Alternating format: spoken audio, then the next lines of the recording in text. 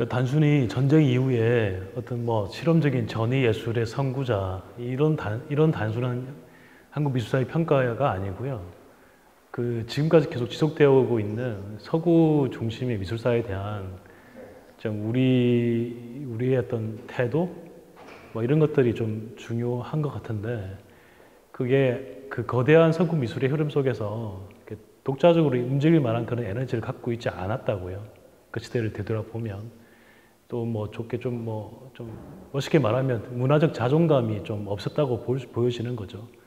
근데 그 와중에 주류 미술계의 어떤 메인스트림, 그 어떤 커다란 담론에 뛰어 들어가지 않으면서 독자적으로 본인이 갖고 있는 어떤 에너지와 그리고 공부를 통해서 한국에서 나고 자란 사람이 가지고 있는 어떤 그 기질, 그리고 내가 갖고 있는 경험, 어떤 미각적인 어떤 시선 이런 것들을 어쨌든 스스로 독자적으로 개척해 나가려는 그런 실험들이 굉장히 많이 이루어졌다고 봅니다. 그게 앞으로 한국 미술, 한국에서 태어난, 한국에서 자란, 한국적인 걸 가지고 있는 영향을 받는 앞으로의 미래의 예술가들한테도 그 펼쳐놓으신 그 장이 워낙 크기 때문에 저희가 시간 낭비하지 않고 이 장을 확인할 수 있는 그 큰 토대를 만들어 놓으신 거죠.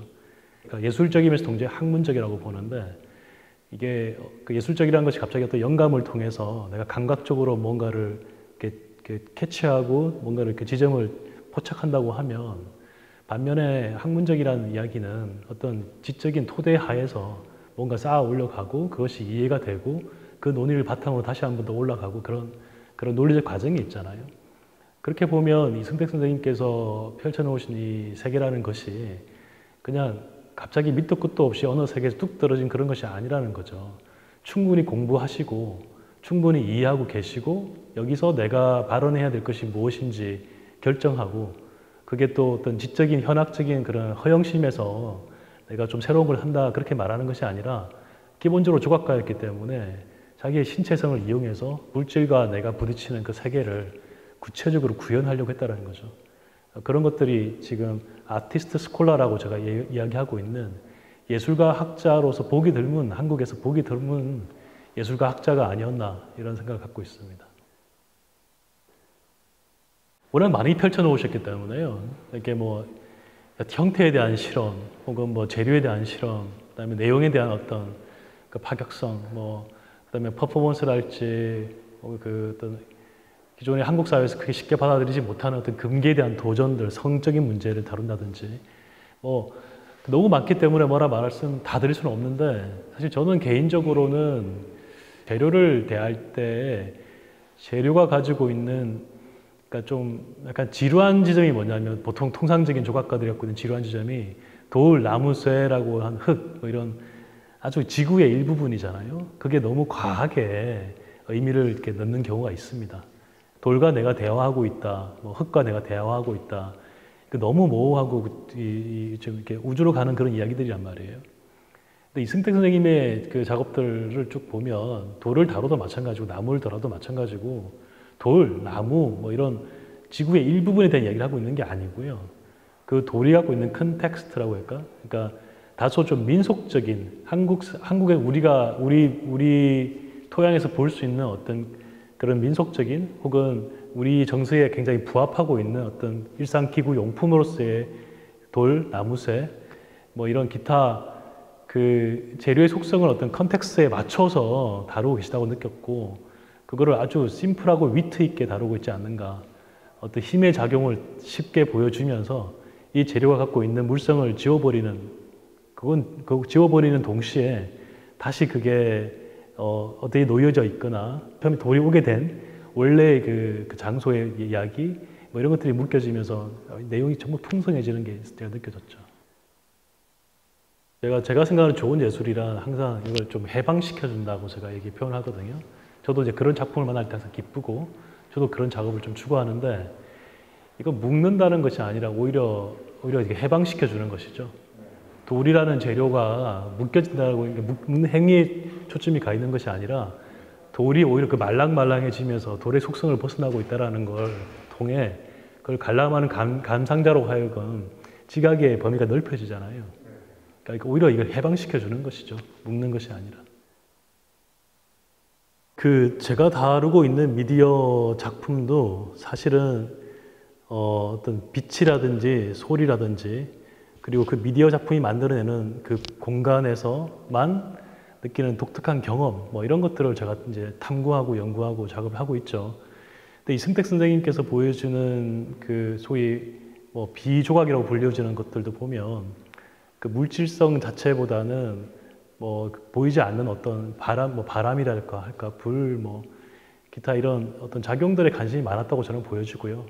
작용과 반작용의 그 어떤 이야기들이 뭐 본인 작가의 신체성이 결합되면서 어떤 흔적으로 저는 다 남아있다고 보여지거든요.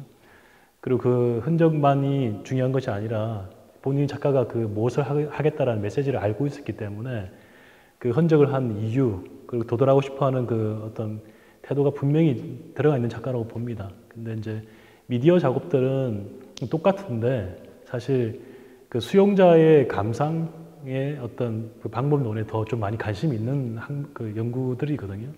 그러니까 매체 자체가 갖고 있는 특징이 워낙 강하고 이 매체가 워낙 다양하기 때문에 과거의 조각가들, 특히 이런 그 흔적을 남겨주고 하는 작가의 위치에 굉장히 비중을 두는 그런 태도하고 반대로 또 수용자나 감상자의 입장에서의 상호작용에 관심을 가지는 매체 작업하고의 차이가 좀 있을 뿐이지 사실상 뭐 그 비물질성이랄 어떤 그런 것들 그리고 작용과 반작용의 문제 그리고 저 너머의 세계에 대해서 작가가 지각하고 있는 것들에 대한 어떤 흔적과 그 메시지를 남기는 태도 이런 건 거의 다 일치한다고 저는 보고 있습니다.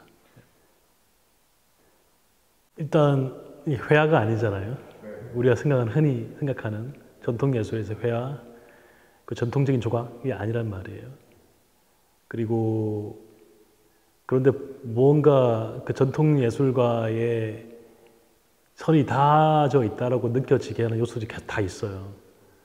프레임 안에서 평면적인 방식으로 힘의 작용을 보여주고 환영이 아니라 작용 자체를 그냥 작용을 드러내는 방식이 있고 그리고 그 재료의 사용 방법들이 재료가 가지고 있는 이야기들이 입체적으로 지금 구현되어 있기 때문에 조각이 이야기하고 있는 어떤 존재적인 부분들, 공간을 다루는 부분들 그리고 물질성 그 자체에 대한 이야기 이런 것들이 다 포함되어 있거든요.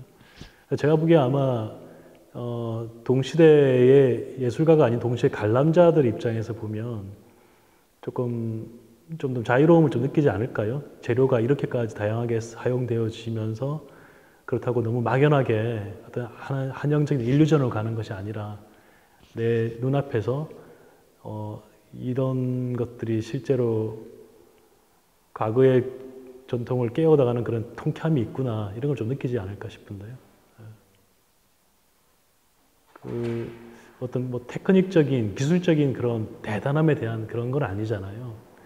사실 많은 예술들이 뭔가 독특한 기법을 개발했다거나 아주 독특한 기술을 가지고 있다거나 혹은 고집스러울 정도로 지나치게 오랫동안 하나를 연마해서 보여주는 그런 시간성이 축적된 그런 작업들이 감동을 좀 느끼기가 쉽잖아요. 근데 오히려 지금 이승택 선생님이 말씀하시고 있는 이 작업들의 세계는 사실 마치 한 번의 칼로 나무를 싹 베어버리는 그런 느낌이 있거든요. 그러니까 그 통쾌함 속에서 내가 갖고 있는 어떤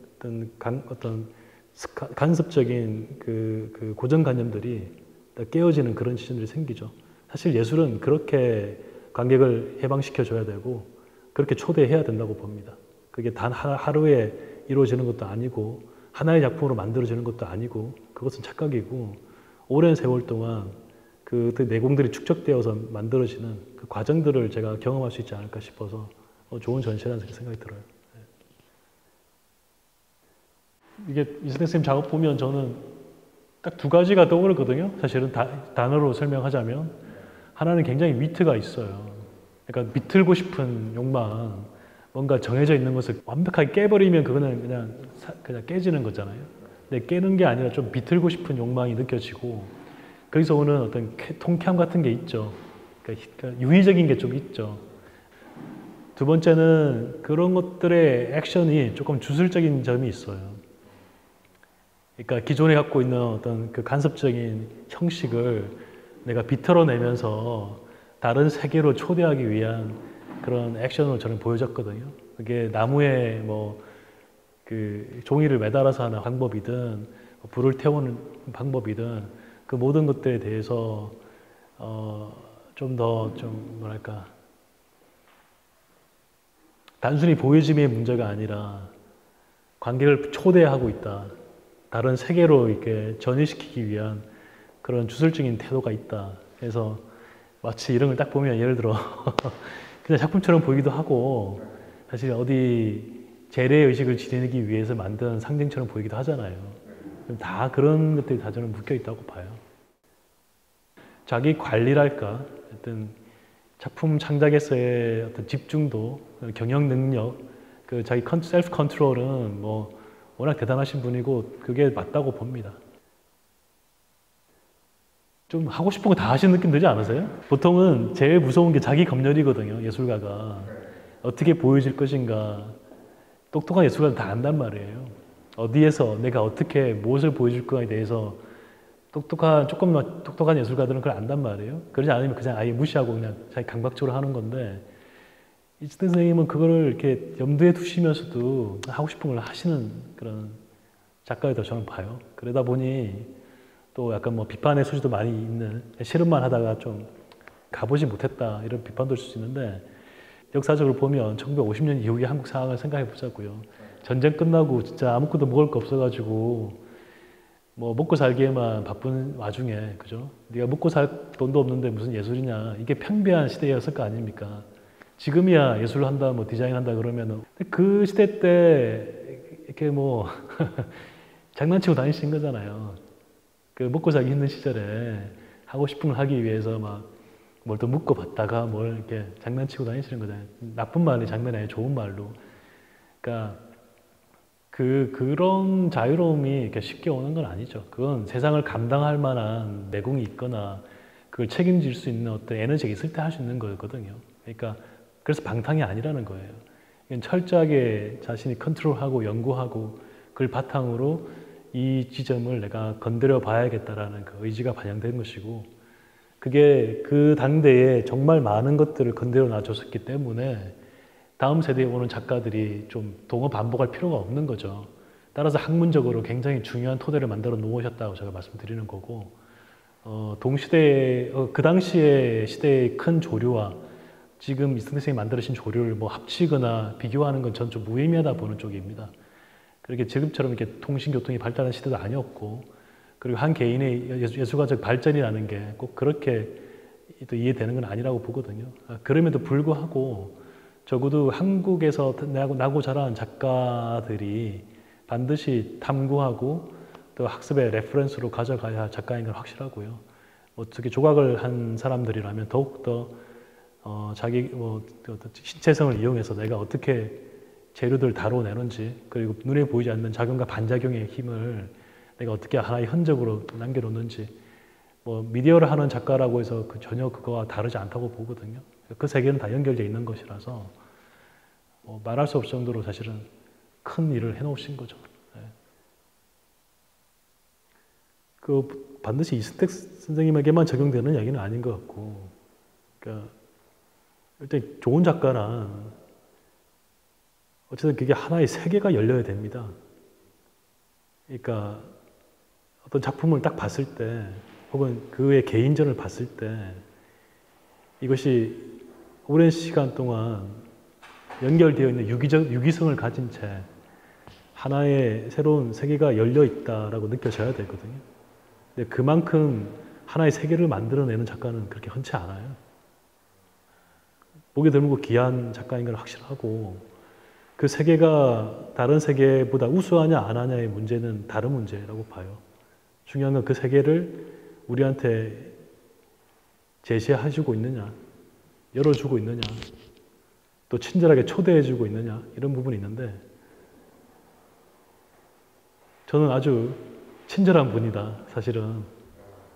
동시대의 젊은 예술가들한테도 굉장히 친절하게 저는 제시해주고 있는 작가라고 봅니다. 충분히 공부하고 충분히 많이 이해하고 계심에도 불구하고 그걸 현학적인 언어나 혹은 뭐 말도 안 되는 수사를 통해서 뒤에 감추고 도망가지 않고, 실수한 건 실수한 대로, 그냥 남은 건 남은 거대로 그렇게 이렇게 좀 친절하게 보여주고 있다고 보거든요. 그러니까 작업은 정말 그러합니다.